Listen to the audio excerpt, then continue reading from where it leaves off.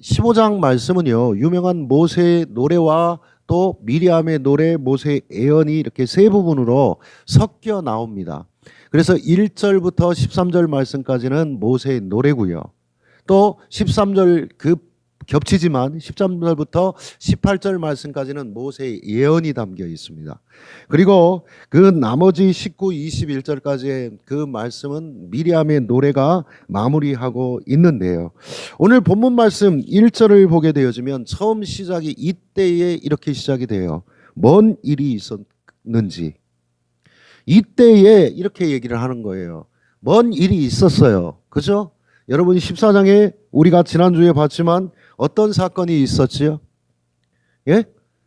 그렇죠. 모세가 홍해 바다를 가르게 되어지고 이스라엘 백성들이 홍해를 다 건너게 되어진 후에 이 사건을 통해서 이스라엘 백성들에게는 건nom의 사건, 다시 또 구원받는 사건의 역사가 있었다면 이 바로와 그의 군대, 그의 백성들에게는 애굽의 우상을 섬기던 모든 백성들은 심판의 자리가 되어진 그런 사건이 벌어지게 되어졌죠. 그래서 여기서 이때란 심판의 때, 구원의 때가 복합적으로 이렇게 섞여 있는 그런 때입니다.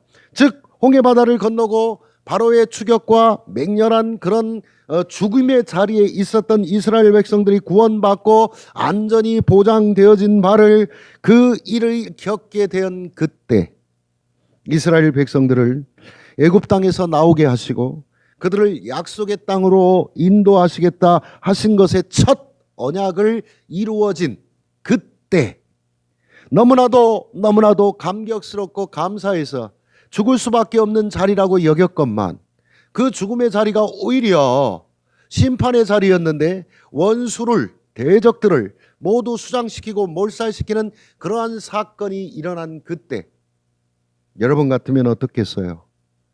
우리 민족 같으면 흥얼흥얼 노래가 터져 나오지요. 얼쑤 지화자 좋다 하면서 정말로 꽹매기 치면서 또 북을 치면서 우리 장고를 또 메고 춤을 추며 얼씨구 좋다 하면서 노래를 터져 나올 수밖에 없는 그때 오늘 본문의 사건을 나중에 해석한 시편 기자는 시편 106편 1절 2절 말씀에서 이 사건을 이렇게 표현하고 있습니다. 자, 106편 한번 찾아볼까요? 106편 1절 2절 말씀인데요. 시간이 좀 가더라도 오늘 말씀이 엄청나게 우리에게 이 종려 주일을 맞이해서도 상관이 있는 말씀이에요. 그러니까 한번 좀 찾아보시길 바랍니다. 10절 12절이에요. 10절 12절 죄송합니다. 10절에서 12절 106편 10절에서 12절 함께 있습니다. 그들을 그 미워하는 자의 손에서 구원하시며 그 원수의 손에서 구원하셨고 그들의 대적들은 물로 덮으심에 그들 중에서 하나도 살아남지 못하였도다. 이에 그들이 그의 말씀을 믿고 그를 찬양하는 노래를 불렀도다. 아멘. 이 말씀은 시편 기자가 모세가 노래한 그때에 그 구원의 때에 그것을 평가하면서 시편 기자가 시를 적어 찬양의 노래로 불렀던 내용입니다. 자, 여러분 106편 12절 말씀의 시작이 어떻게 되는가 한번 볼까요? 이에 이렇게 돼요. 이 말은 접속사입니다. 접속사인데 이 말은 뭔 얘기예요? 이때에, 그때에 이런 뜻입니다. 곧 이스라엘 백성들을 향한 하나님의 구원이 결정적으로 선포되어지고 나타난 그때 하나님의 언약의 백성들을 괴롭히던 그 바로의 모든 족속들이 심판을 받던 바로 그때 이에 그들이 그의 말씀을 믿고 그를 찬양하고 노래를 불렀다. 시편 기자는 이야기합니다. 구원과 심판이 임한 그때 그들은 노래를 부르고 춤을 추며 하나님을 찬양하였다. 이런 이야기입니다. 분명히 역사적인 사실을 시편 기자는 그들의 지금 살고 있는 이 시대 속에서 그들의 사실로 받아들인 거예요. 여러분 출애굽기 15장은 성경에 나타난 최초의 시입니다. 그리고 하나님의 그 곡조를 담아서 하나님을 찬양한 찬양이기도 합니다. 본격적인 형체를 제대로 갖춘 바로 이제 문장을 갖추어서 시로 노래로 만든 최초의 그런 성경 구절이 만들어진 겁니다. 동시에 이것은 성경을 통해서 우리가 최후에 부르게 될, 하나님의 백성들이 마지막에 부르게 될 노래를 또 상징하고 예표하고 그림자로서 미리 보여준 그런 내용입니다. 출애굽 이후 하나님의 백성의 역사를 만드는 첫 번째 그 홍해 바다 사건, 가나안 땅을 바라보면서 이제는 조금은 하나님을 의지하게 되어지고 더욱더 믿게 되어져서 이스라엘 백성들이 하나님의 약속의 말씀이 이제 그들 눈앞에 펼쳐진 것을 확실히 믿어 수용한, 마음속에서 터져 나오는 그 순간을 정말 찬양하고 노래할 수밖에 없는 그 사건을 요한계시록 15장 2절 4절을 보게 되면 제가 읽어드릴게요. 이거 좀 천천히 한번 찾아주시기 바라고요. 자, 시간 관계상 제가 쭉 읽겠습니다. 15장 요한계시록 15장 2절 4절 말씀인데, 또 내가 보니 불이 섞인 유리바타 같은 것이 있고 짐승과 그의 우상과 그의 이름의 수를 이기고 벗어난 자들이 유리 바닷가에 서서 하나님의 검은 고를 가지고 하나님의 종 모세의 노래 어린 양의 노래를 불러 이르되, 주 하나님 곧 전능하신 이시여 하시는 일이 크고 놀라우시도다. 만국의 왕이시여 주의 길이 의롭고 참되시도다. 주여 누가 주의 이름을 두려워하지 아니하며 영화롭게 하지 아니하오리까. 오직 주만 거룩하시나이다. 주의 의로우신 일이 나타났으며 만국이 와서 주께 경배하리다 하더라. 이거 그냥 놔두세요. 자, 여러분 보게 되어지면 요한계시록도 1장에 이런 말씀이 있어요. 또 하늘에 크고 이상한 다른 이적을 보매 일곱 천사가 일곱 재앙을 가졌으니 곧 마지막 재앙이라 하나님의 진노가 이것으로 마치리로다 라고 기록되어 있습니다. 여러분, 하나님께서 마지막에 이렇게 심판을 내리시고 끝내겠다는 거예요. 이게 어떤 말로 하면 세상의 종말을 예고하신 말씀이에요. 이렇게 끝을 내겠다는 겁니다. 그 마지막 심판이 선언된 후에 요한계시록의 기자인 사도 요한은 하나의 환상을 본 거예요. 오늘 말씀이에요. 또 내가 보니 2절로 보십시오. 요한계시록 15장 2절을 보십시오. 자, 함께 읽습니다. 또 내가 보니 불이 섞인 유리 바다 같은 것이 있고 짐승과 그의 우상과 그의 이름의 수를 이기고 벗어난 자들이 유리 바닷가에 서서 하나님의 검은 고를 가지고 뭐라고 되어 있어요?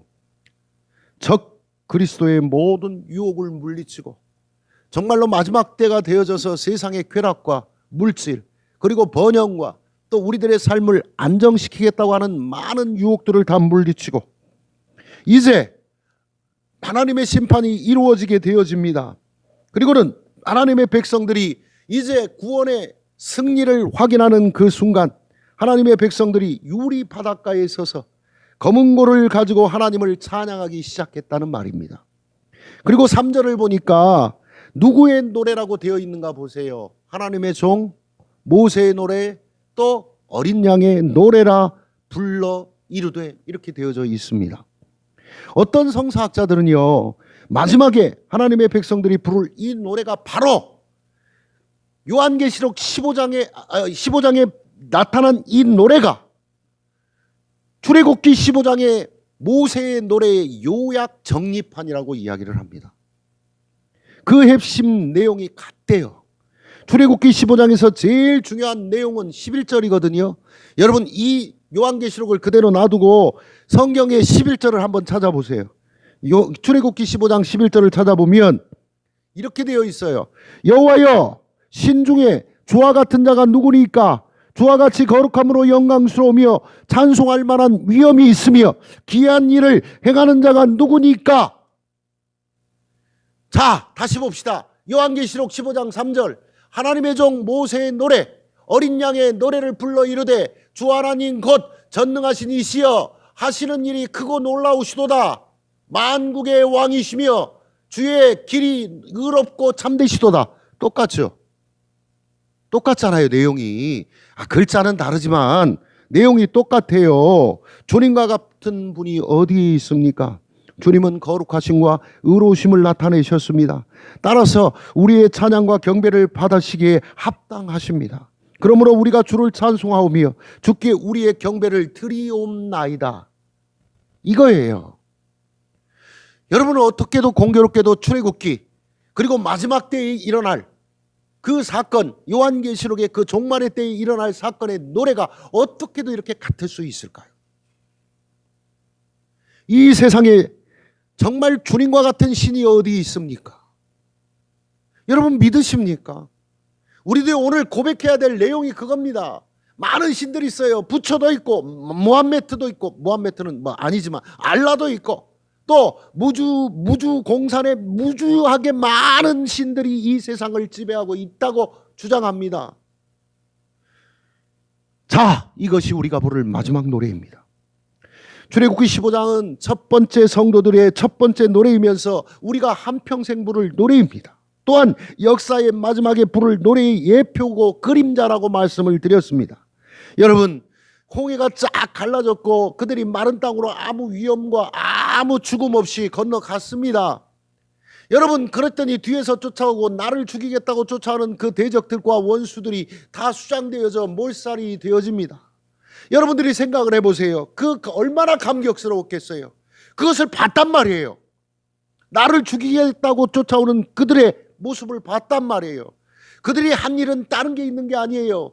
모세를 따라서 하나님을 절대적으로 의존하고 주님 앞에 기도한 것뿐입니다. 그랬더니 하나님께서 바다에 길을 내셨고 그들을 구원하시고 그들의 마지막 거듭이 내딛는 물 밖에 그 모든 땅에 거하게 되어지니까 다시 물을 접어버리시더니 모든 대적들을 물속에 수장하는 그 순간 그들의 입술에서 터져나오는 소리가 뭘까요?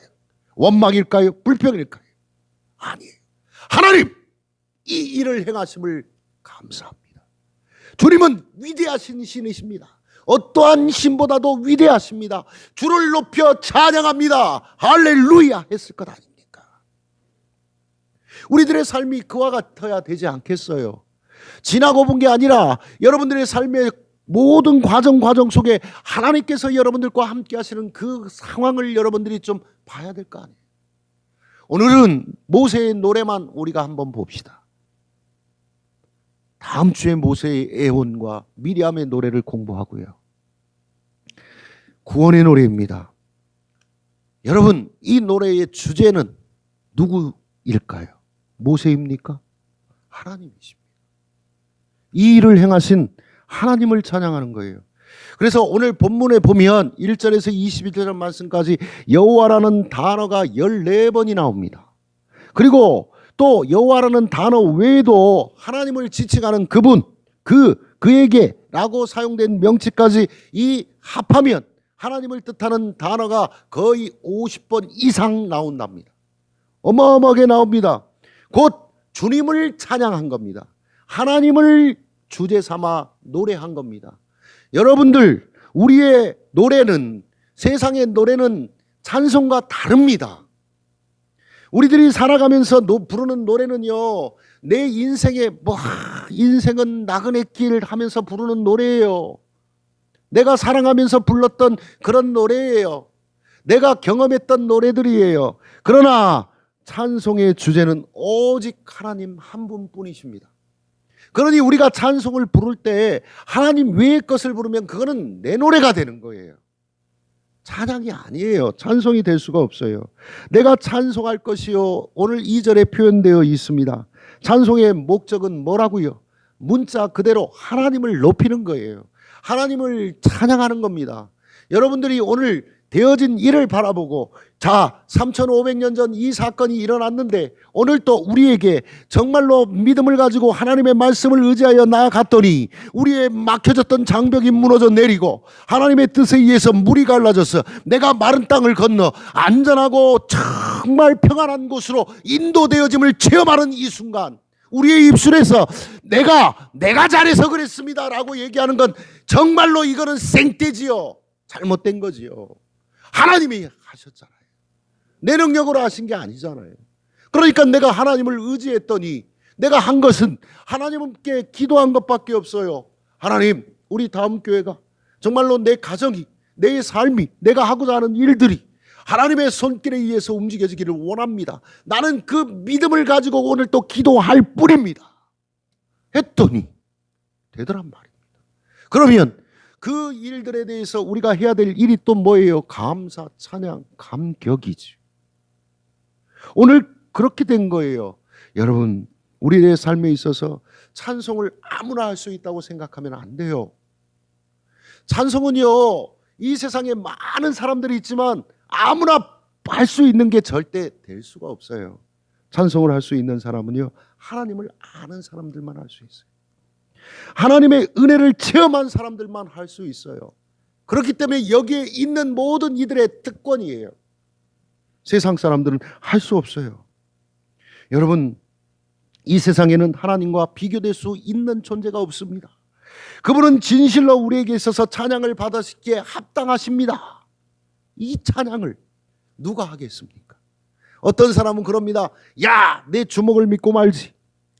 야, 나는 돈을 믿어. 이 사람아, 나는 내 재능과 내 지식과 내 학식을 믿어. 그러지요. 그러니 하나님을 높여 어떻게 찬양을 한답니까? 세상의 사람들은 이렇게 얘기할 줄 몰라요. 하나님을 높여 찬양하는 우리들을 가르쳐서 얼마나 의지함이 없어서, 얼마나 연약하여서 신을 의지하고 산대, 이렇게 말할지도 몰라요. 그러나 나는 체험했잖아요. 여러분들 체험했잖아요. 내가 살아가는 모든 인생의 여정 속에서 하나님이 개입해 주셨더니 그것이 나에게 은혜가 되어지고 선물이 되어져 나의 앞길을 열어주시고 내가 가야 할 방향으로 인도하시고 내가 막혀 장벽에 딱 사로잡혔을 때 사방이 어디로 나아가야 할지 몰라 어디가 문인지 모르고 살아갈 때 나에게 문이 이곳이다라고 알려주는 하나님의 말씀이 내게 들리잖아요.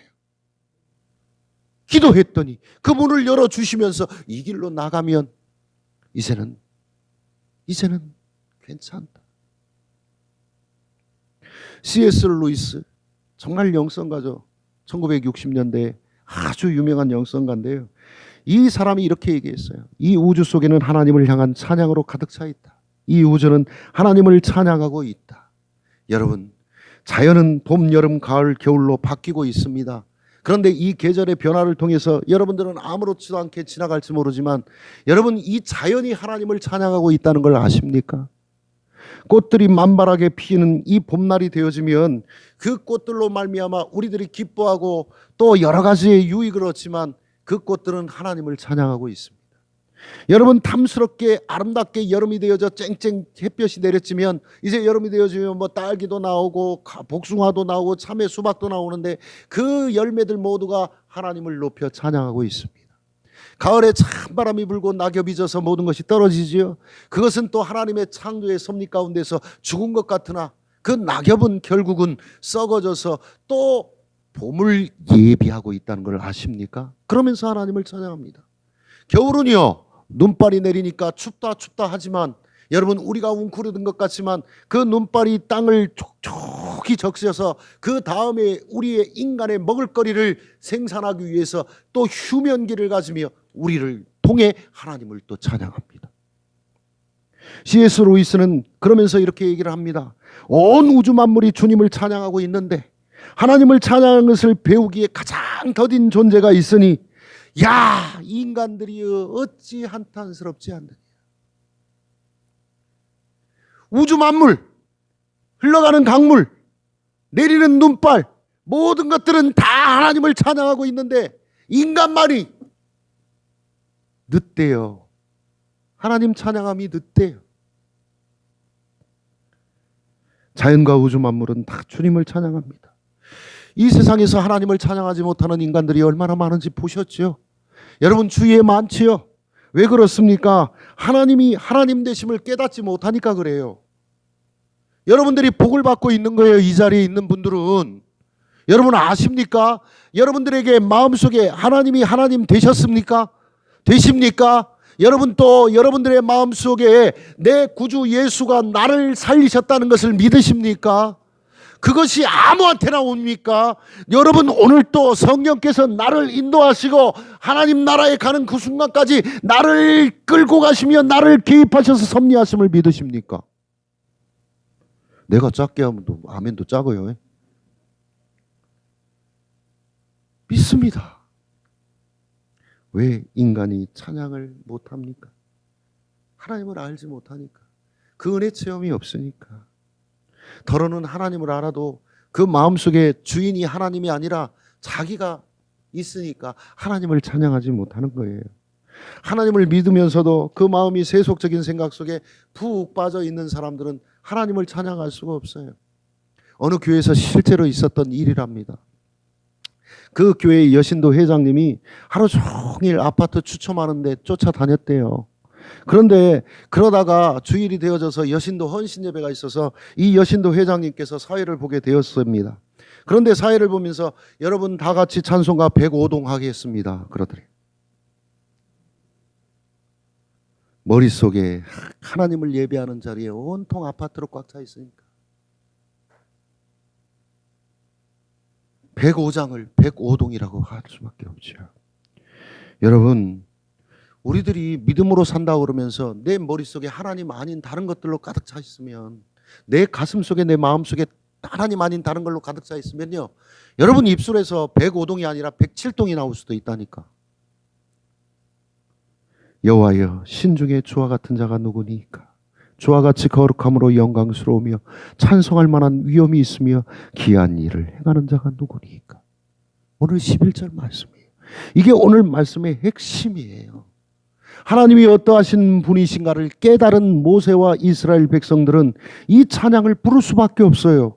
여호와여, 신중에 주와 같은 자가 누구니까? 주와 같이 거룩함으로 영광스러우며 찬송할 만한 위엄이 있으며 기이한 일을 행하는 자가 누구니까? 없어요. 여러분 믿으십니까? 우리들의 찬양이 너무 종교화되어 가고 있지는 않을까요? 정말로 내가 그냥 좋아서 부르는 어떤 취미생활로 변질되어져 버린 것은 아닐까요? 여러분들의 기도도 그렇지 않을까요?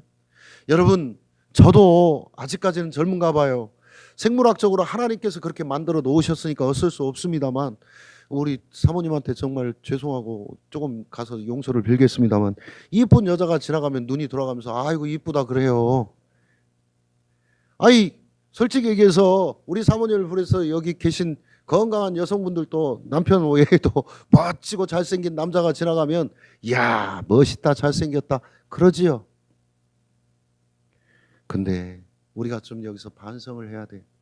우리의 눈으로, 하나님께서 그렇게 만든 눈으로 이쁜 여자 보고 이쁜 남자 보면 이쁘다 미남이다 이러면서, 여러분 하나님이 만들어주신 조밀조밀한 창조물들, 또 하나님의 섭리 가운데서 나타난 이 귀한 말씀들, 그리고 또 우리들에게 보여주신 정말 관계 속에서 나타난 하나님께서 우리에게 드러낸 모든 것을 보면서도 정말로 하나님 높여 찬양합니다 이렇게까지 아니더라도 아유 아름다워요, 아유 감격스러워요, 좋아요, 멋있어요, 이런 표현 제대로 하십니까? 못하잖아요. 여러분, 여러분들이 정말로 하나님을 찬양하기가 어렵다면 하나님을 칭송이라도 합시다. 아니 보시자고요. 아이 꽃이 피면은 맨날 보면서 벚꽃이 왜 폈을까? 때 되니까 핍니까? 하나님께서 그걸 막아버리면요 벚꽃 다 떨어져요. 한때 그랬어요. 저도 공설운동장에서 어머니 장사하실 때 제가 거기서 장사했거든요. 근데 거기서 가서 보면 어떤 때는, 어떤 해는요 비가 엄청 와갖고 피자마자 떨어지는 해도 있어. 그럼 뭐 쫄딱 망하는 거예요. 하나님이 그렇게 만드셔요. 그럴 때도 있어요. 나 그렇게 경험도 해봤단 말이에요. 여러분, 모세가 하나님을 찬양할 때 첫 번째로 하나님의 능력을 찬양합니다. 하나님의 능력이 얼마나 놀라우십니까? 기이한 일을 행하시는 자가 누구입니까? 창조의 능력, 또 우리 인간들이 생각할 수 없는 이스라엘 백성들을 구원해내는 그 능력, 너무나도 신기하고 놀라운 능력, 대적을 제압하시는 일에 자연 만물을 다스림으로 통하여 명령하였더니 그 물이 똑바로 장벽을 만들고, 그 물이 또 명령하였더니 도로 그냥 만들어버리시는 그 능력이 우리들의 지팡이로 모세의 지팡이가 행했습니까? 하나님의 능력이 했습니까? 이거는 기이하고 신비하고 놀라운 능력입니다. 오늘 또 우리들의 삶 속에서 그 일들이 일어날 줄로 믿으시기를 주의 이름으로 축원드립니다. 그래서 6절 말씀에 보면 여호와여 주의 오른손이 권능으로 영광을 나타내시나이다.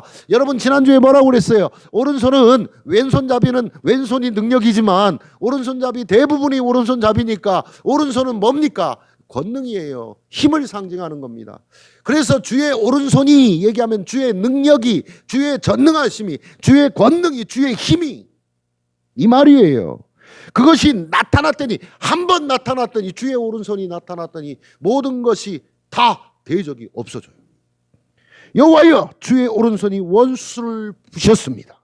하나님의 능력이 나타나 모든 것이 다 그렇게 되었습니다. 이런 시적 표현입니다. 주의 콧김에 물이 쌓이되 라는 표현도 8절에 있거든요. 참 너무 시적인 표현이지요. 이게 주님이 콧바람을 부르셨대요. 그랬더니 홍해 바다가 파도로 넘칠거리더니 벽이 세워졌다. 이런 뜻이에요. 여러분 또 16절을 볼까요? 16절에는 이런 말씀도 나와요. 놀람과 두려움이 그들에게 임하며 주의 팔이 크므로 그들이 돌같이 침묵하였사오니 여호와여 주의 백성이 통과하기까지 곧 주께서 사신 백성이 통과하기까지 연나이다. 무슨 얘기예요? 하나님을 믿고 의지하는 백성들에겐 어떻게? 놀람과 두려움 속에서 벽이 딱 세워졌는데 다 통과할 때까지 그대로 있었대. 그대로. 아멘. 그대로 있었대. 여러분 이 능력을 받는데 여러분 찬양 안 할랍니까? 하나님을 감사하지 않을랍니까? 여러분 다시 11절 또 볼게요. 11절 또 갑시다. 오늘 여호와여 이렇게 읽습니다. 11절. 자, 읽습니다. 시작.